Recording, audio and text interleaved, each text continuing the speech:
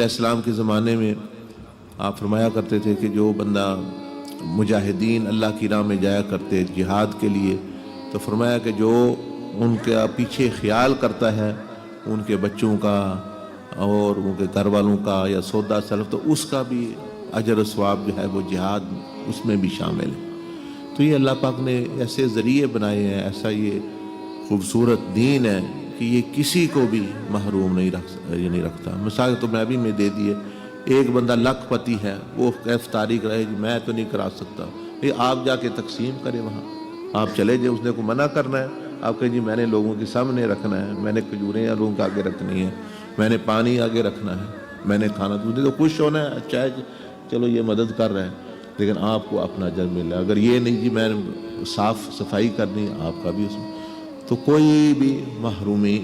مطلب بندہ محروم نہیں رہ سکتا۔